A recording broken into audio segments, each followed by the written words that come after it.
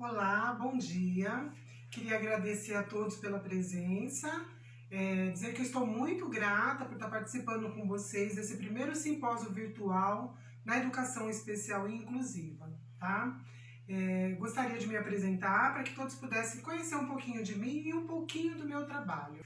Eu sou formada em pedagogia, pós-graduada em psicopedagogia clínica institucional, em neuropsicopedagogia, em autismo e agora eu sou mestranda em intervenção psicológica no desenvolvimento e na educação, né?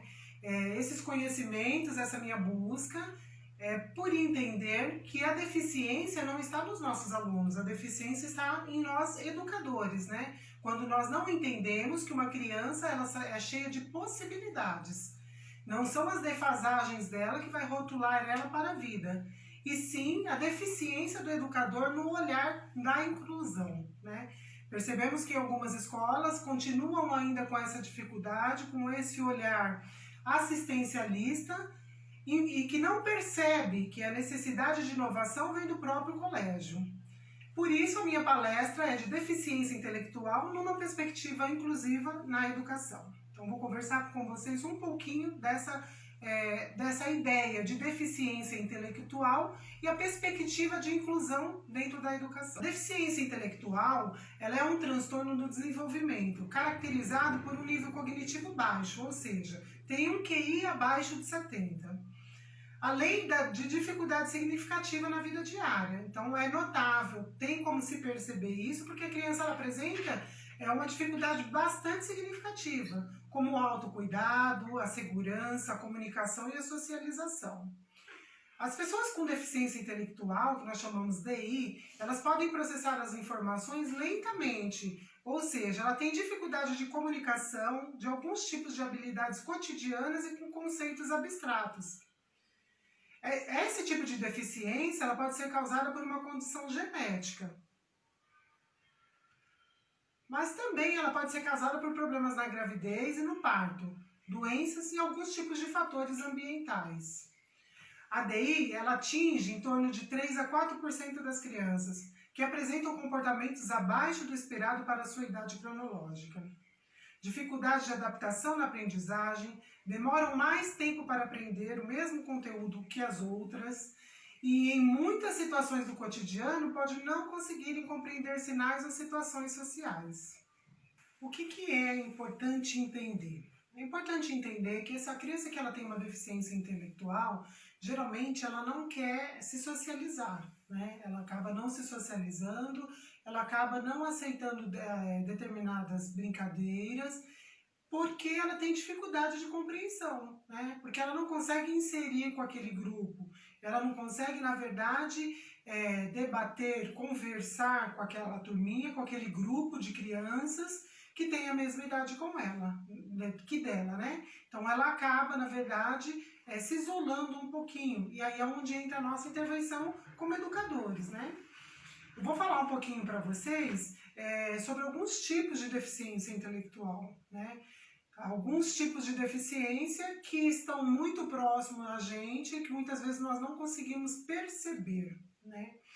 A primeira deficiência intelectual que eu vou falar é a que está em primeiro lugar, né? É uma síndrome que está em primeiro lugar na deficiência intelectual, que é a síndrome do X frágil, tá? A síndrome do X frágil, ela é causada, ela é uma mutação, ela é uma alteração do cromossomo X, né? Da estrutura do DNA do cromossomo X. Né? As pessoas que elas nascem com essa síndrome do X frágil, elas podem experimentar uma ampla gama de dificuldades físicas, de desenvolvimento, de comportamentos e emocionais, tá? No entanto, a gravidade pode ser muito variada, ou seja, né? São variadas as gravidades e as faltas de habilidades dessas crianças, né? Geralmente é muito confundido, inclusive, com autista, né? Por quê? Porque ela apresenta algumas especificidades que levam as pessoas a entender como o autismo. Existem relatos de alunos, né, de pais de crianças que estão sendo atendidas terapeuticamente, que recebem um laudo como se o filho tivesse autismo, né? E com o passar do tempo vai se observando que descaracteriza um pouquinho do autismo, né? É a síndrome do X frágil, tá? Aqui, né, eu coloquei para vocês alguns sinais comuns da síndrome do X frágil, inclui atraso no desenvolvimento, né, que é a deficiência intelectual, dificuldade de comunicação, ansiedade e comportamentos semelhantes ao autismo, que é justamente o que eu acabei de falar com vocês, né? Como bater palmas, dificuldade nas interações sociais, nos processamentos de informações sensoriais e a falta de contato visual, né? Geralmente você está falando com essa criança, ela não olha nos seus olhos, ela só responde de cabecinha baixa, porque eles não gostam desse contato visual, tá? Em segundo lugar, nós temos a síndrome de Down. A síndrome de Down, ela nada mais ela não é uma doença, né? Ela nada mais é do que uma alteração cromossômica no cromossomo 21, ou seja, quando uma criança nasce com uma duplicação no cromossomo 21, né? Ela é uma das responsáveis, ela é a mais comum, né, de causas de distúrbio de aprendizagem em criança. Pessoas com síndrome de Down podem ter características físicas de desenvolvimentos comuns, além de uma incidência maior que o normal de problemas respiratórios e cardíacos. As características físicas associadas à síndrome de Down incluem uma leve inclinação ascendente nos olhos, eles acabam tendo um rostinho arredondado e baixa estatura. As pessoas também podem ter algum nível de deficiência intelectual e de aprendizagem, mas isso varia muito de caso em caso, tá?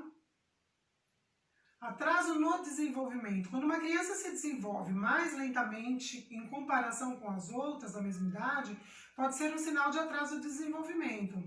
Neste caso, uma ou mais áreas de desenvolvimento podem ser afetadas, incluindo a capacidade de locomoção, comunicação, aprendizagem e interação entre outras crianças, tá? E a terceira síndrome que eu vou falar também, que traz muita deficiência intelectual, é a síndrome do álcool fetal. A síndrome do álcool fetal, ela refere-se à condição causada pela exposição do feto ao álcool, né? Ou seja, quando aquela mãe, ela tem muito, ela é adicta, né? Ela acaba inserindo muito álcool, né? Ela acaba trazendo essa síndrome para o seu filho. Então, o nome da síndrome é síndrome do álcool fetal. Quando uma mulher está grávida, o álcool cruza a placenta da corrente sanguínea da mãe para o bebê, expondo a concentração semelhante às da mãe, tá? Então, ou seja, a criança ela acaba tendo a mesma concentração de álcool que a mãe está tendo. Para que a gente conheça um pouco essas diferenças, né? Para que a gente saiba lidar com essas diferenças, entendendo que cada pessoa é única, eu vou passar um videozinho, uma animação, para que a gente entenda melhor essa diferença e algumas dicas de como lidar com ela. Você fica constrangido quando encontra uma pessoa com deficiência? Então, está na hora de mudar. Deficiência não é doença e essas dicas são para você. Ao caminhar com uma pessoa que tem deficiência física, procure acompanhar o passo dela. Mantenha muletas ou bengalas sempre próximas.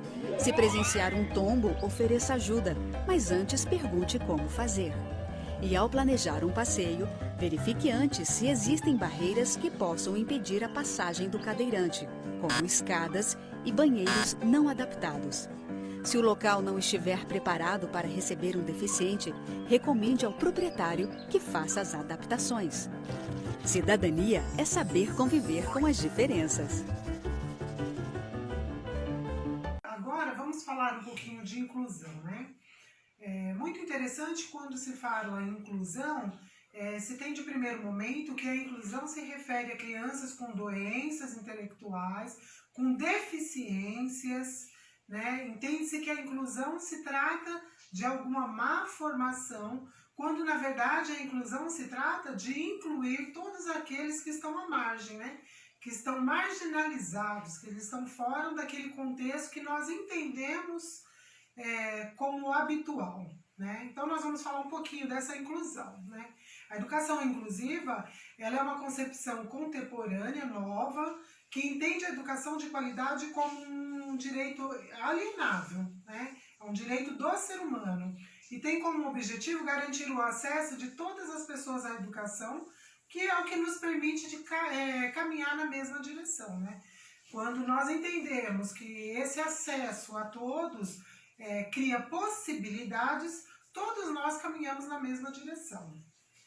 A perspectiva inclusiva, ela valoriza a diversidade humana e busca contemplar a pluralidade cultural, étnica e principalmente intelectual e física, né? Lembrando sempre da necessidade emocional, tá?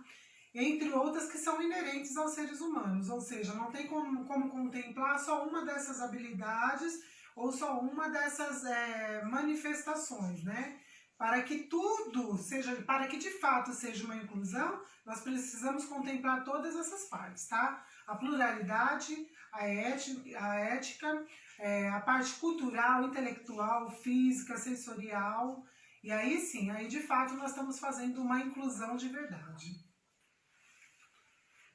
A valorização das diferenças na educação implica na transformação da cultura. Então, por isso que existe muita dificuldade e ainda muita resistência por conta das escolas, né?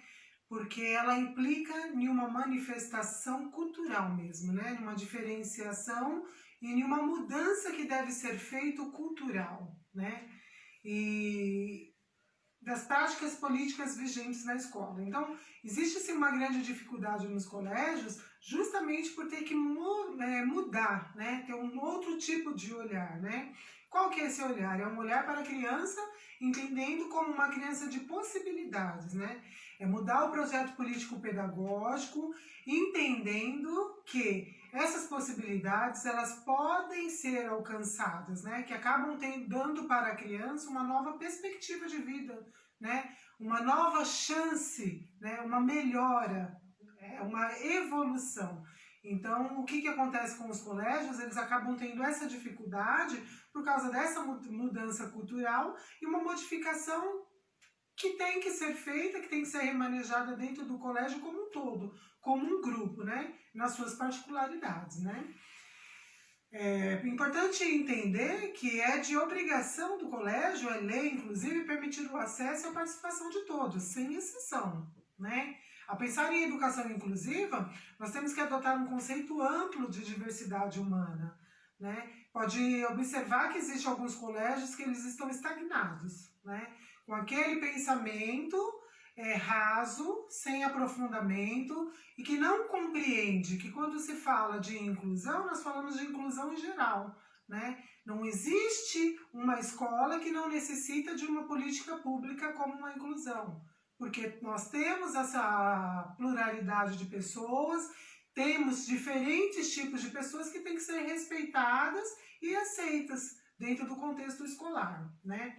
O atendimento desses estudantes na escola comum, ele acaba, na verdade, provocando e impactando aquela sensação, aquele movimento que o colégio geralmente vem arcaico e de antidemocrático.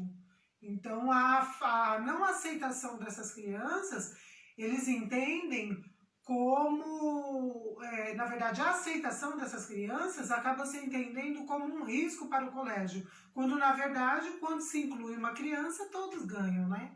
Todos acabam aprendendo, todos acabam estudando e tendo que entender a dinâmica de como aquela criança aprende, né? E valorizar aquilo que a criança tem de bom.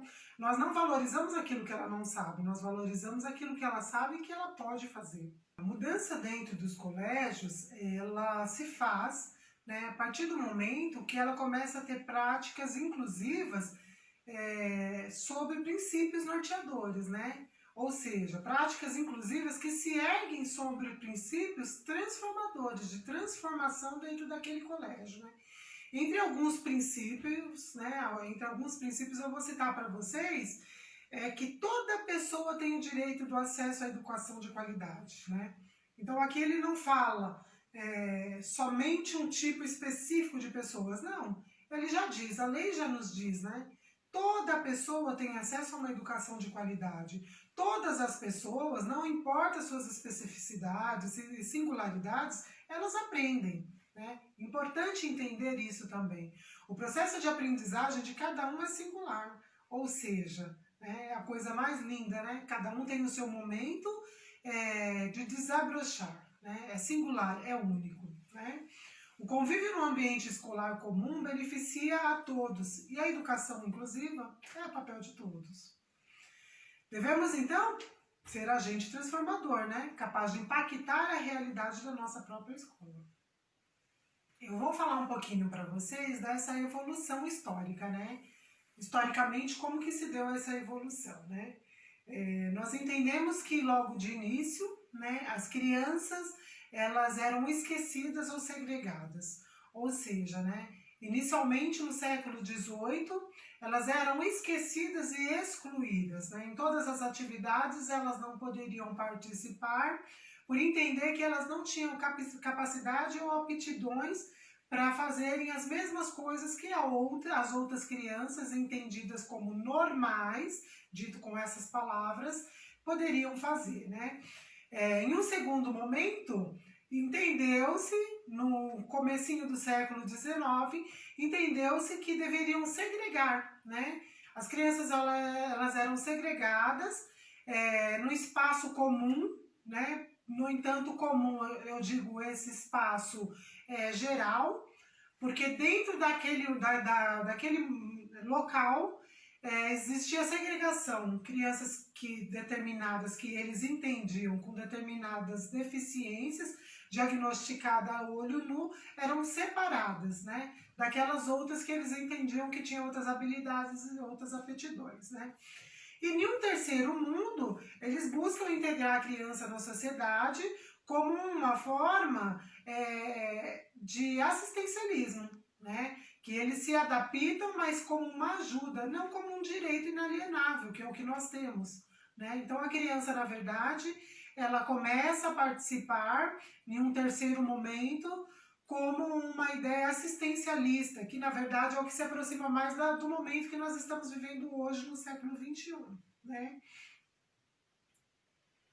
O mundo entende que o problema da exclusão não está na deficiência, né? Hoje nós conseguimos entender isso no século XXI, que o problema não está na deficiência, mas sim nas barreiras de diversos tipos que se colocam entre as pessoas com deficiência.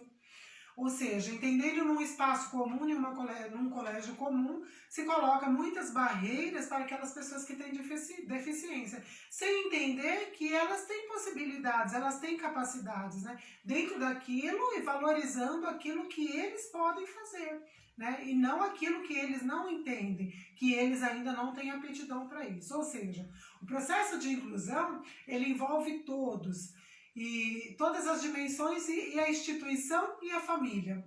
Então é algo muito mais sério, muito mais profundo do que nós imaginamos, né? Quando nós incluímos alguma família, nós incluímos todo mundo, né? Entende-se que a inclusão não traz um benefício somente para mim e não somente para os outros, né? Para a criança em si e para aquela instituição, porque ela vem carregada de bagagens, de ensinamentos culturais e de dinâmicas que talvez não seriam aprendidas se nós não estivéssemos nesse contexto educacional.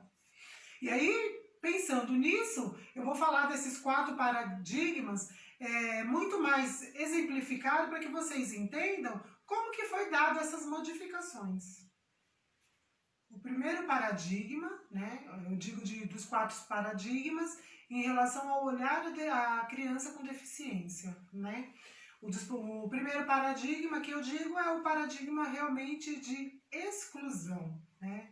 Na época esse paradigma foi um paradigma criado, né, no século XIX, ele se refere-se a uma rejeição, né? Todos que nasciam e iam adquirindo uma deficiência, eles eram olhados como inválidos e sem valor, fazendo com que fosse objetivo da família ou do Estado fazer algum movimento a favor da inserção na sociedade, né? Então eles eram entendidos como pessoas que não tinham valor e capacidade, e o Estado e a família na verdade entendia que era o Estado que tinha como responsabilidade inseri-lo na sociedade, né? Então, pensando que esse paradigma ele teve marcas de inclusão com longa duração, foi um paradigma que perpetuou por um bom tempo, né? Sendo assim, o isolamento foi uma das práticas mais comuns. Pelo fato de rejeitar, né, isolavam-se essas crianças, deixavam elas em ambientes diferenciados, né, daqueles ditos como normais, por entender que eles não teriam capacidade, ou seja, não viam possibilidades na vida dessas crianças. O isolamento social, né, existia esse isolamento social, que não era considerado digno de participação plena, né?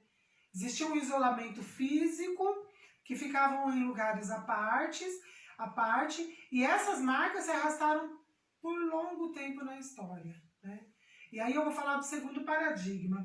O segundo paradigma começou na segregação, ou seja, né, se entendermos a evolução da história, nós podemos entender que nós evoluímos e muito, e temos muito ainda para evoluir, né? Depende somente de nós mesmos, né? Então, assim, no segundo paradigma, o modelo é a segregação, né? É um modelo assistencialista. Esse modelo foi da década de 10 a 40, aproximadamente no século 20. Nesse modelo, as crianças passaram a ter instituições oficiais, particulares ou estatais, né? Ou seja, nós partimos de um princípio, de um modelo de rejeição, né, onde essas crianças eram isoladas, onde essas crianças ficaram isoladas não só fisicamente, como emocionalmente, não eram inseridos na sociedade por entenderem que não eram capazes. Passamos desse modelo para um modelo de segregação. Querendo ou não, nós temos que entender que existiu um salto, que teve um salto, né, para uma melhoria. Entendendo que melhoria é essa, né? Essa melhoria no sentido de que nesse período do século XX, aproximadamente no início do século XX, foram feitas casas assistencialistas, né? Então, instituições para crianças que apresentavam algum tipo de deficiência, né? Porém, tendo um olhar hoje, no dias de hoje, nós entendemos que até que ponto essa segunda fase de segregação, até que ponto ela foi uma evolução, né? Porque se separavam as crianças, literalmente, né, das outras, de uma forma segregada mesmo, né? Com grupinhos com determinadas aptidões. E nesse modelo de segregação, a sociedade, as pessoas tinham um movimento mais organizado, né? Ou seja, eles tinham um movimento de especificar um local para essas pessoas, para esse nicho de pessoa, né? Mas existia um problema, né? Uma vez que a pessoa com deficiência entrasse nesses determinados lugares, elas terminariam seus dias institucionalizadas, né? Diferente da exclusão, o modelo era de segregação com assistencialismo, né? A partir da década de 1910. As instituições, elas ofereciam um mínimo, e quando ofereciam, tá? Lembrando que esse ensino de sua língua própria e matemática era somente para aqueles que tinham grau leve. Os demais nem isso eram consideradas inaptas. Então, ou seja, né, aqueles que eles entendiam, sem laudo médico, entenda que isso está lá no começo do século XX, né, que não se existia uma averiguação, uma pesquisa em relação a isso. Então as crianças, elas ficavam institucionalizadas até o final dos seus dias e elas eram consideradas inaptas. Então elas não conseguiam aulas, e quando tinha somente aula de língua portuguesa, né, e de matemática. Somente para aqueles que eles entendiam que tinham um pouquinho mais de condições de aprender, tá? Então, assim, para pensar, né? Será que ainda existe um paradigma ou foi superado, né? Será que nós já superamos esses paradigmas ou não, né? Será que ainda podemos encontrar situações em que ele determine a forma de atenção às pessoas com deficiência? Né? Qual é esse olhar que nós temos? Né? Será que nós conseguimos perceber isso? Nós conseguimos dizer se existe ainda esse tipo de paradigma ou não? Né? Entendendo hoje quem está dentro de uma escola, dentro de uma instituição, ela consegue ter esse olhar. Hoje, realmente, qual é o tipo de segregação que está tendo, né? Na verdade, qual é o tipo de modelo que nós estamos vivendo, né? A exclusão total, a segregação com assistencialismo, ou um terceiro paradigma, que é o paradigma de integração, né? Que também, que ele tem um modelo de médico da deficiência, né? É a época das décadas de 50 a 80, século 20, que imperava nessa época uma visão que o modelo foi adotado para a cura da deficiência, para tornar as pessoas mais hábeis, adequada à vida na sociedade.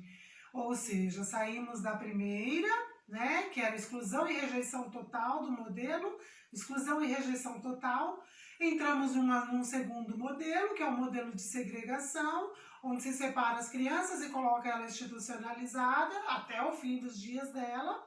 Aqueles que consideram-se um pouquinho mais capazes, têm aula de português e de matemática somente quando tinham, né? E aí nós passamos para um terceiro modelo, né? Que é o modelo de integração. Esse modelo é nos anos 80 aproximadamente, né? Que imperava na época uma visão que a medicina curava tudo. Ou seja, tinha um olhar para a deficiência como uma doença, né? E que a medicina poderia curar. Né? Então tá aqui, ó, imperava nessa época uma visão que a medicina curava tudo. Esse mesmo modelo foi adotado para a cura da deficiência, tornar a pessoa mais hábil, adequada à vida em sociedade. Então tinha-se esse olhar, né? A medicina poderia curar. Então, se eu tenho um filho com algum tipo de deficiência intelectual, eu levo lá e a medicina, ela cura, né? E aí chegamos no novo modelo, né? Que é o nosso modelo atual. E aí, por volta do século XXI, começa a surgir salas especiais, né? E aí, entendendo o que são as salas especiais, são salas adaptadas para esse público que tem a deficiência intelectual e outras deficiências, né? Ou seja, ainda não era vigente. A concepção ainda não é vigente, né? Porque agora nós já falamos na nossa época atual.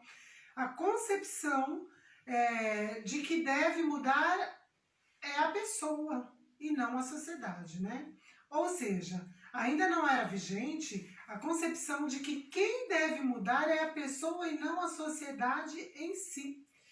Todos nós juntos formamos essa sociedade, mas a mudança vem de cada um, né? Ou seja, nos dias atuais ainda tem essa mentalidade, ainda vivemos essa mentalidade de que não somos nós que temos que mudar, né? Nós encontramos em pleno século XXI, onde tudo está acontecendo, onde nós estamos tendo várias situações, vários tipos de transtornos, vários tipos de síndromes que estão afetando a educação e mesmo assim ainda continua educadores com essa visão arcaica e anacrônica, né? E que ainda se perpetua até os dias de hoje, erroneamente, né? A mudança não no deficiente intelectual, a mudança começa em nós, começa aqui dentro de nós, né? Então surge uma integração, as primeiras classes especiais e dentro das escolas comuns, né? A sala não era separada e a forma de trabalho desconexada da prática de sala de aula, ou seja, né? Não estamos trabalhando na inclusão quando nós diferenciamos a atividade no sentido de conteúdo. Nós trabalhamos a inclusão quando nós trabalhamos com o mesmo contexto, com o mesmo conteúdo programático, que nós temos um projeto político-pedagógico abrangente, né, e que se é exercido dentro do colégio, aí nós trabalhamos a inclusão, né?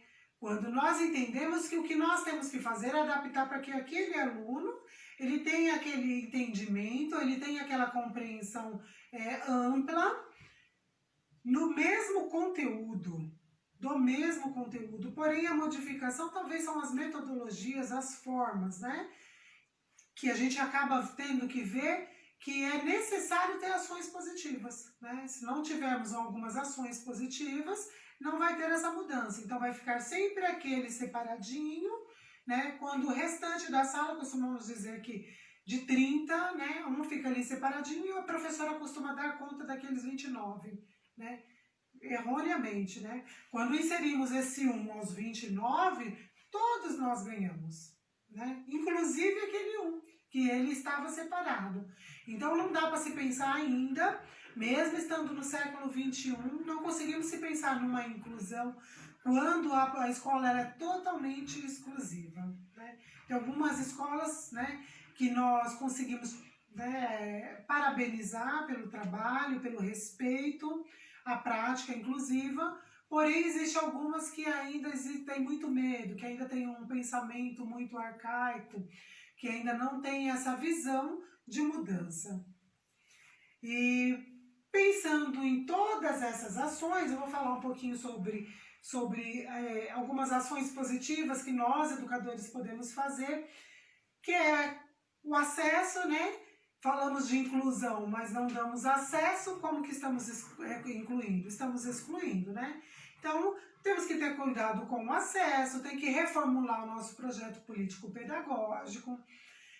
Nós temos dentro de um colégio que investigar as condições de cada um, ou seja, trabalhar um PEI, né?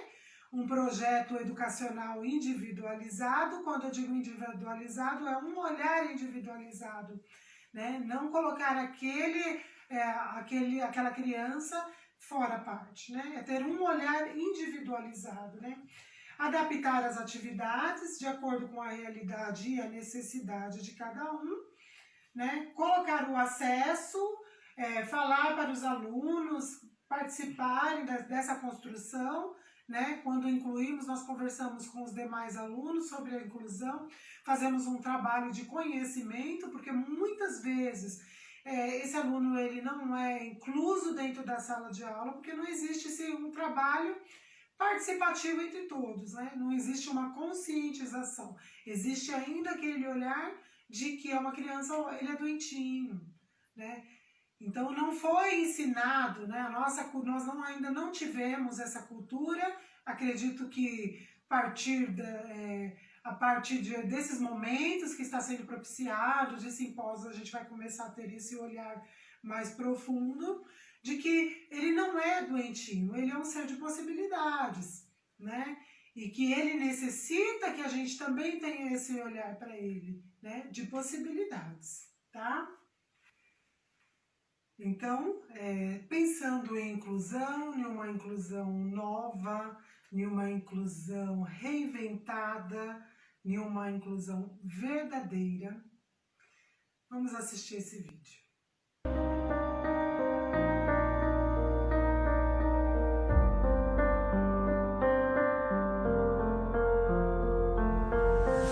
Já pensou se você tivesse que fechar os olhos? O que você enxergaria? Já imaginou se precisasse ficar calado? O que diria? E se não pudesse andar? Aonde iria? Existe em cada um de nós uma força chamada amor, capaz de nos fazer enxergar, falar, nos levar aonde sonhamos ir. Basta querer, basta escolher. Somos únicos, cada um de nós, e como tal, dotados de nossas particularidades, limitações, dons, necessidades, sonhos, medos. Somos iguais, você, eu, diferentemente iguais. Sem bullying, sem preconceito, sem racismo, sem essas coisas. Todo mundo tem que entender que todo mundo é igual, ninguém é diferente, nunca vai ser. Choramos e também damos boas risadas. Somos pensativos e também muito comunicativos. Somos recheados de planos, metas que buscamos dia após dia. Somos por dentro e por fora. Nem sempre se enxerga a luz do dia ao sair de casa pela manhã. Mas o vento que toca seu rosto e brinca com seus cabelos, é incrível. Existe sempre um modo melhor de enxergar a vida. Se você ainda não enxergou, é porque não fechou os olhos. Experimente.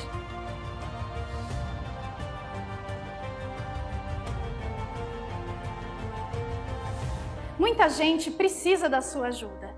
Eu só preciso do seu respeito. E se não for pedir muito, do seu carinho.